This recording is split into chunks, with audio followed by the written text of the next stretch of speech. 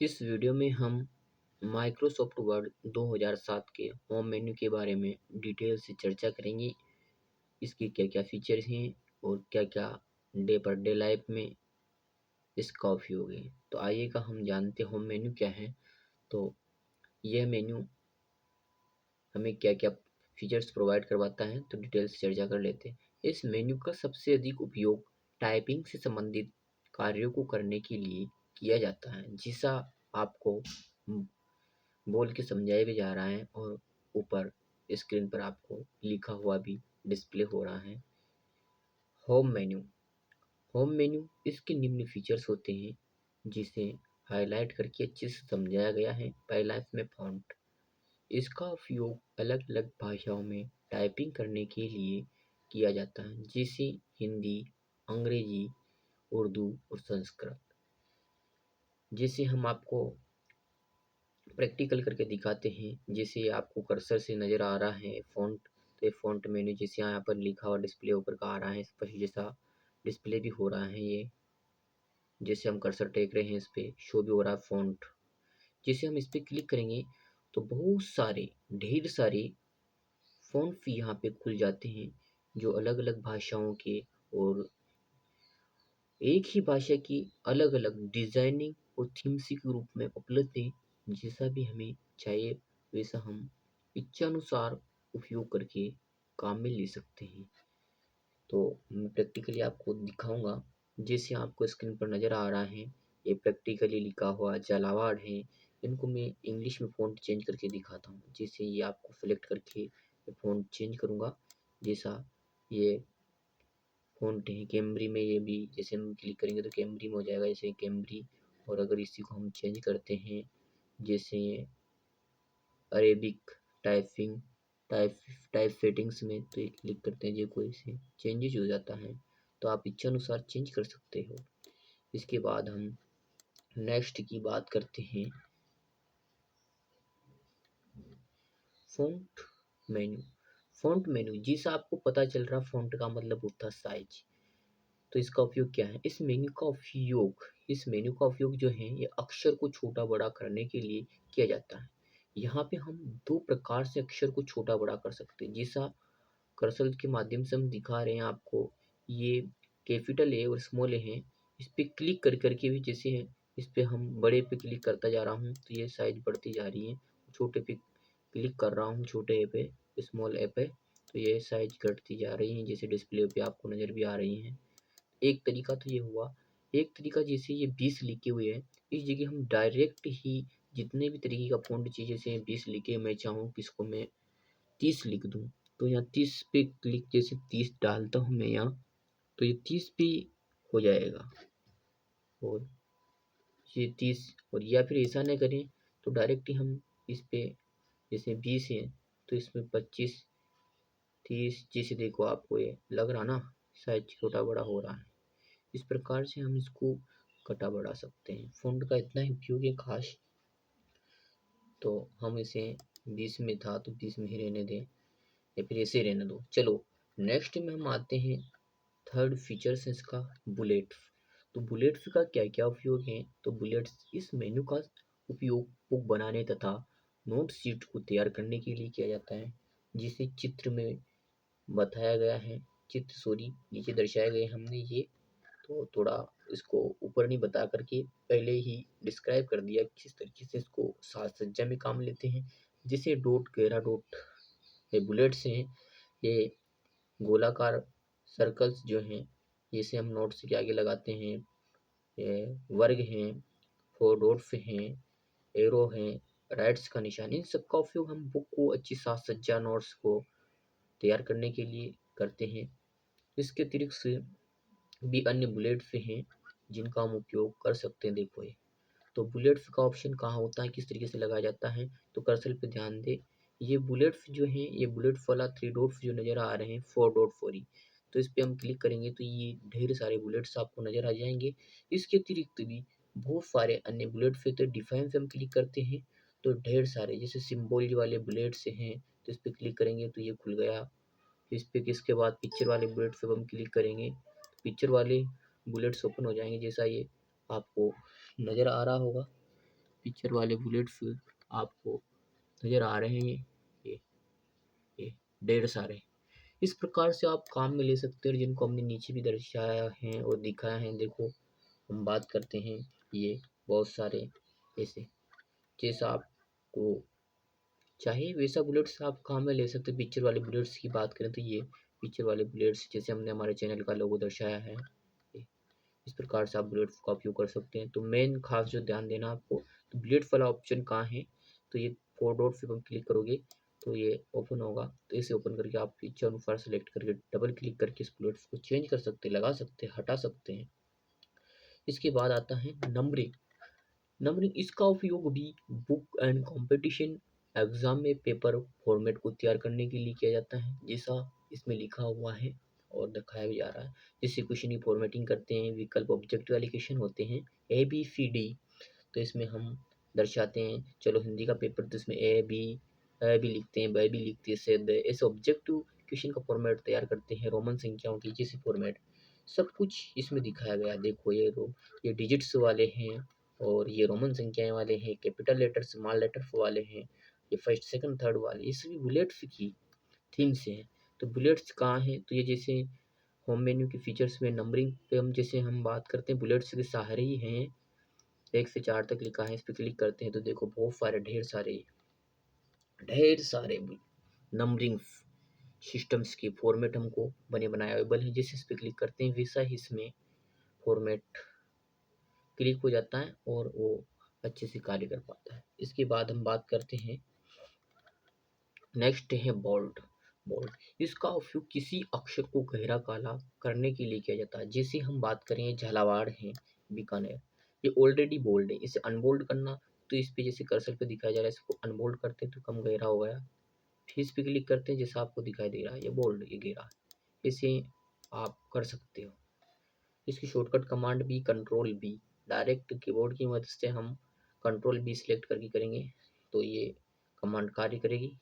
और कमांड वैसे भी कंट्रोल बी करेंगे तो बिना सेलेक्ट किए हुए भी जो भी वर्ड इसके बाद लिखे जाएंगे कर्सर के आगे, वो सारे ही बोल्ड में लिखे जाएंगे। इसके बाद बात करते हैं इटालिक। इसका उपयोग किसी शब्द को तिरछा करने के लिए किया जाता है। जैसा ये नजर आ रहा है आपको जलावाड़, ये ऑलरेडी इटालिक है। देखो बोल्ड भी और इटालिक भी है, जैसे हम बोल्ड को हटाते और इटालिक को हटाते तो अक्षर सीधे सीधे हो गए, नजर आ रहा है आपको, डिस्प्ले भी हो रहे हैं। तो ये इटालिक और बोल्ड इसका उपयोग ऐसे किया जाता है। किसी कोई नोट्स के अंदर स्पेशल कोई करेक्टर शब्द है, उस करेक्टर को दर्शाना है तो इसके उपयोग से हम इटालिक करके थोड़ा सा उसको अच्छे से दर्शा सकते हैं, तो इसका उपयोग इस रूप में किया जाता है। इसका शॉर्ट कमांड होता है कंट्रोल+I, जैसा आपको लिखा हुआ भी है और डिस्प्ले भी करवाया जा रहा है। देखो ये कंट्रोल+I, ये जैसे कंट्रोल+V, जैसे अंडरलाइन के लिए कंट्रोल+U। नेक्स्ट जो विकल्प इसका फीचर्स हैं होम मेन्यू का, वो है अंडरलाइन। इसका उपयोग किसी अक्षर और शब्द लाइन पैराग्राफ को अंडरलाइन करने के लिए किया जाता है। जैसे ये नजर आ रहा है आपको झालावाड़, कोटा, उदयपुर सभी को अंडरलाइन किए। शॉर्टकट कमांड कंट्रोल यू है।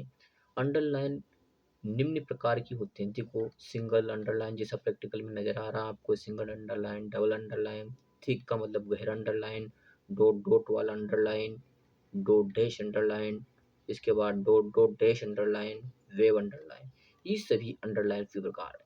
तो इनको किसी उपयोग में लेते हैं, तो सबसे पहले जैसे ये आपको नजर आ रहा है अंडरलाइन यू वाला, कर्सर के माध्यम से देखिए, ये जैसे हम इस पर क्लिक करते हैं तो बहुत सारी ढेर सारी फीचर्स इसके अंदर खुल के आते हैं। जैसा हमें चाहिए वैसा हम काम में ले सकते हैं। यदि हम चाहें कि इस अंडरलाइन को कलर दें, तो जैसे आपको नज़र आ रहा अंडरलाइन टू टेक्स्ट कलर, तो इस पर जैसे हम क्लिक करते हैं तो जैसा कलर हमको चाहिए वैसे कलर में हम अंडरलाइन कर सकते हैं। जैसा इसमें भी दिखाया गया हमने, देखिए ये अंडरलाइन कलर भी आ रहे हैं, अलग अलग कलर, ध्यान से देखिए, ये colour double underline, single underline में सभी में कलर किए हुए हैं। तो इस प्रकार से हम अंडरलाइन कर सकते हैं। इसके बाद नेक्स्ट फीचर है सब स्क्रिप्ट। सब स्क्रिप्ट जो है इसका अधिकांश उपयोग रसायन विज्ञान है, भौतिक विज्ञान में किया जाता है। सूत्र को लिखने, जैसे केमिकल है तो उसमें केमिस्ट्री के जो सूत्र लिखे जाते हैं उसमें इसका खास विशेष उपयोग किया जाता है। तो ये सुपर स्क्रिप्ट किस जगह है, तो ये सुपर स्क्रिप्ट ये है देखिएगा कर्सर के माध्यम से हम दिखाने की कोशिश कर रहे हैं, कमांड भी में शो हो रही है। सब स्क्रिप्ट की जो कमांड है, कंट्रोल प्लस इक्वल बराबर का चिन्ह, इसका उपयोग इस प्रकार से किया जाता है जैसे आपको केमिस्ट्री के सूत्र भी नजर आ रहे हैं। ये आ पा रहे हैं ना, ये CH3CH2, ये लिखा हुआ प्रोपेन का सूत्र है, और ये लिखा हुआ क्लोरो एथेन का जो सूत्र है केमिस्ट्री में लिखा हुआ है। इस प्रकार से हम इसको लिख सकते हैं, इस पे क्लिक करके, जैसे ये नज़र आ रहा है। यदि हम इसे हटा दें तो ये हटा दिया साहब मैंने।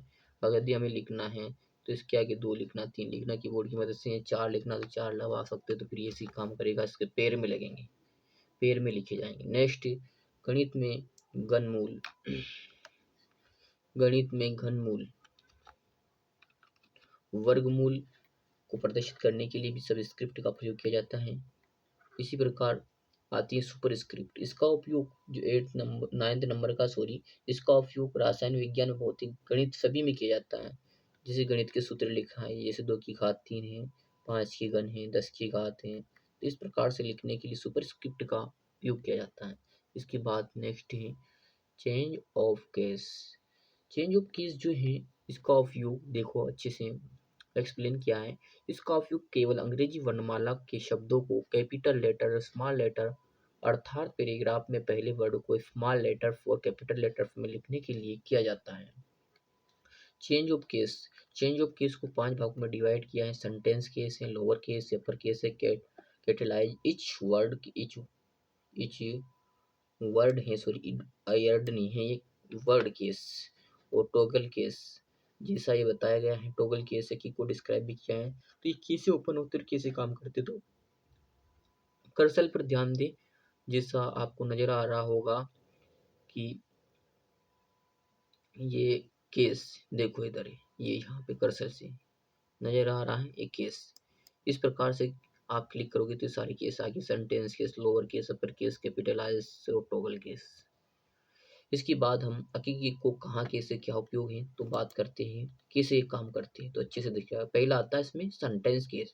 इस केस का उपयोग अधिकांश पैराग्राफ में किया जाता है, जिसमें पैराग्राफ में किया जाता है और इसमें सभी शब्द छोटे होते हैं। देखो सेंटेंस केस नजर आ रहे हैं सभी को, ये सेंटेंस केस, ये जैसा आपको नजर आ रहा है। और काम भी हम करवा के दिखा दें, सेंटेंस केस है ऑलरेडी, जो केस हैं सेंटेंस केस में ही है। और इसके बाद हम बात करें, सॉरी सेंटेंस केस ये है, सेंटेंस केस ये है, जैसे ये सेंटेंस केस। इसके बाद हम बात करें लोअर केस, तो इस केस के माध्यम से सभी लोअर, इस केस के माध्यम से सभी वर्ड को स्मॉल लेटर्स में चेंज किया जा सकता है। देखो ये सभी स्मॉल हैं, ये लोअर केस ये। इसके बाद बात करें हम अपर केस, इस केस के माध्यम से सभी वर्ड को कैपिटल लेटर्स में चेंज कर सकते हैं। जैसा सबको आप समझ में आ रहा होगा, ये सारे ही वर्ड्स हैं जो कैपिटल हैं और ये अपर केस में ही है ऑलरेडी।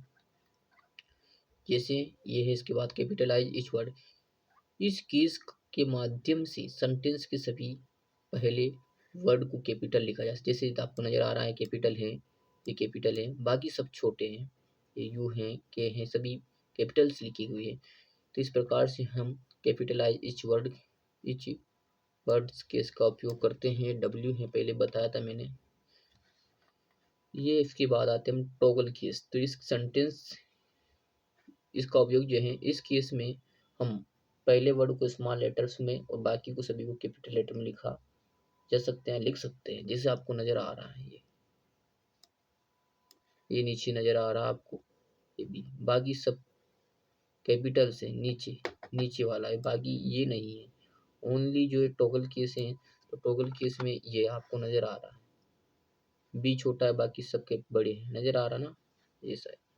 इस प्रकार से हम चेंज कर सकते हैं केस को। इसके बाद नेक्स्ट आता है अलाइजमेंट। तो अलाइजमेंट को भी 4 भागों में डिवाइड किया गया है, जिनका उपयोग शब्दों को उचित स्थान व्यवस्थित करने में किया जाता है। जैसे हम बात करें, अलग अलग अलाइजमेंट को अच्छे से दिखाया गया हमने। तो अलाइजमेंट 4 भागों में, पहला अलाइजमेंट लेफ्ट सेंटर, थर्ड है right, fourth justify. Letters left का मतलब लेफ्ट साइड में, सेंटर का मतलब बीच में, और राइट का मतलब राइट साइड, और जस्टिफाई का मतलब जैसे था वहीं, जैसा राइट का राइट, लेफ्ट का लेफ्ट। तो इसका उपयोग अच्छे से दिखाया गया है हमने। जैसे मैं आपको प्रैक्टिकली दिखाता हूँ। जिसे हम बात करें, अलाइनमेंट लेफ्ट में हो रहा है मोड। अभी हम सेंट्रल की बात करें, जैसे इस तरह कर्सर पे भी नजर आ रहा है, इसको अगर हम मोड में चेंज करें तो ये सेंटर में कर देगा, और लेफ्ट की हम बात करें तो ये लेफ्ट में रख देगा, और जस्टिफाई तो जैसे हम क्लिक करेंगे तो जस्टिफाई जैसे पहले था वैसे ही रख देगा। इस प्रकार से इसका उपयोग शब्दों को उचित स्थान देने के लिए किया जाता है। इसके बाद आता है लाइन स्पेसिंग।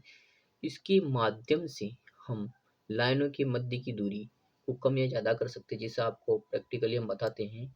जैसे ये शब्द हैं तो ये हम कर्सर से देखिए, ये एरो ऊपर नीचे डाउन एरो और बॉटम एरो जो नज़र आ रहा है आपको, जैसे ये 1.15 में है, तो जैसे हम अगर इसको चाहें 2.5 में करना चाहें तो देखिए ये इनके बीच की डिस्टेंस बढ़ गई है।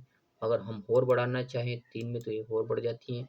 अगर इसको हम कम करना चाहें तो 1 में तो ये 1 में हो जाती है। इस प्रकार से हम लाइनिंग स्पेसिंग का उपयोग करते हैं, ताकि हम प्रिंट आउट निकालते समय कम पेज बिगड़े और अच्छे से सुव्यवस्थित और सूटेबल तरीके से प्रिंट आउट ले सकें। इस जगह इसका महत्वपूर्ण उपयोग होता है पेपर फॉर्मेटिंग में भी, और ऑफिशियल वर्क में भी, और स्मार्ट वर्क में भी।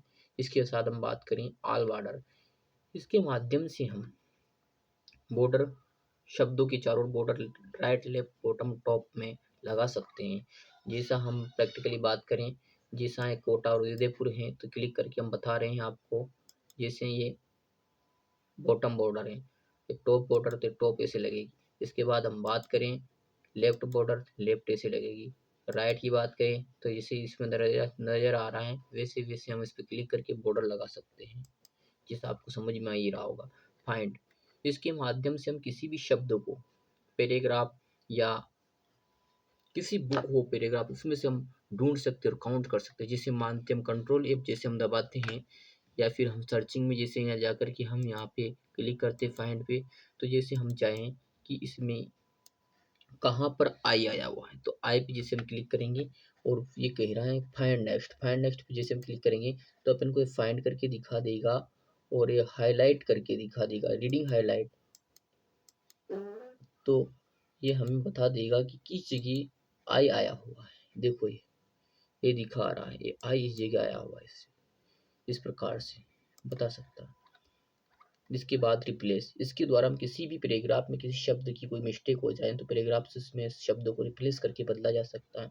जिसे हम मानते हैं कि मैं इसी पैराग्राफ में किसको किससे रिप्लेस करूँ, तो कंट्रोल एफ करूँगा सबसे पहले, और यहाँ पे मैं रिप्लेस करके दिखा रहा हूँ। जिससे में मेरा मानना है, इसको 1 मिनट मिनिमाइज करके पहले देखूंगा किसको किससे, तो मैं यू को रिप्लेस कर रहा हूँ कैसे, मैं इसमें रिप्लेस उस शब्द करूंगा जो 2 बार आया हुआ है। जैसे रिप्लेस करूंगा मैं टी को रिप्लेस करूंगा ए में, तो यहाँ टी को रिप्लेस करूंगा मैं ए में, तो यहाँ ए हो जाएगा। देखना 1 मिनट के लिए, ये रिप्लेस रिप्लेस पे लिया हमने, टी को मैं रिप्लेस कर रहा हूँ ए से, और नीचे लिखा मैंने ए, और इस पे फाइंड नेक्स्ट किया तो देखिए ये रिप्लेस में हो गया, टी की जगह ए हो गया। नेक्स्ट की हम बात करें,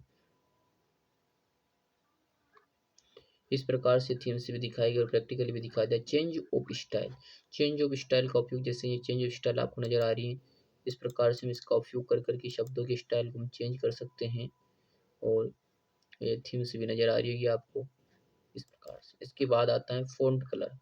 फ़ॉन्ट कलरिंग, इसका उपयोग हम शब्दों को कलर करने के लिए किया जाता है, टाइपिंग करने के लिए। जैसे आपको नजर आ रहा है राइट लेफ्ट, तो ये कहाँ होता है, तो ये हम बात करें तो ये शेडिंग कलर है। तो फ़ॉन्ट कलर की हम बात करें तो फ़ॉन्ट कलर जैसे आपको डिस्प्ले भी नज़र आ रहा है, फ़ॉन्ट कलर ये है। इस पे क्लिक करके हम इच्छा अनुसार शब्दों को टाइप कर सकते हैं। इसके बाद हम बात करेंगे टेक्स्ट हाइलाइटिंग कलर। तो टेक्स्ट लाइटिंग कलर से हैं, टेक्स्ट हाइलाइटिंग कलर, इसका उपयोग ऊपर लिखी गई लाइनों को हाईलाइट करने के लिए, जैसा हाईलाइट हो रहा है। इसके बाद हम बात करें शेडिंग, ये टेक्स्ट कलर होता कहाँ है, सॉरी टेक्स्ट हाइलाइटिंग कलर, तो ये टेक्स्ट हाइलाइटिंग कलर के लिए ये टेक्स्ट हाइलाइटिंग जैसे आपको डिस्प्ले हो रहा है। इसके बाद आती है शेडिंग। इसका उपयोग लिखी हुई पूरी क्रिया आपको हाइलाइट करने के लिए किया जाता है। जैसे कॉम्पिटिशन एग्जाम में पेपर रंगीन होते हैं, तो इसमें पूरा ही पेपर को आर्ट पेपर कर करके उसको शब्दों को सभी को शेडिंग की दी जाती है। तो ये जैसा आपको नज़र आ रहा है। हम बात करते हैं कि टेक्स्ट हाइलाइटिंग कलर, शेडिंग और इसके अलावा फ़ॉन्ट कलर, तीनों में फ़र्क क्या है। तो फ़ॉन्ट कलर में तो ओनली शब्द ही रंगीन होते हैं और टेक्स्ट हाइलाइटिंग में सिर्फ लाइन का एरिया ही हाइलाइट हो पाता है और बीच की लाइन का एरिया जो है वो हाइलाइट नहीं होता है। जबकि शेडिंग में पूरा का पूरा पैराग्राफ जो होता है वो पूरा रंगा जाता है, जैसा आपको नज़र आ रहा है। तो इस वीडियो में मैंने आपको बहुत अच्छा समझाने की कोशिश की है और इसमें मैंने किसी प्रकार की कोई खामी नहीं रखी है। आप पूरे यूट्यूब पेज पे जाइएगा और देखिएगा, इस प्रकार का वीडियो आपको शायद ही मिले, जिसमें संपूर्ण और लेटेस्ट और प्रैक्टिकली और डेमो और फीचर्स के सारे फीचर्स को ओपन करके समझाया गया है और बहुत अच्छा समझाया है। जब तक हो सके हमने पूरी मेहनत करके आपको इसके सारे फीचर्स को ओपन करके प्रैक्टिकली समझाने की कोशिश की है।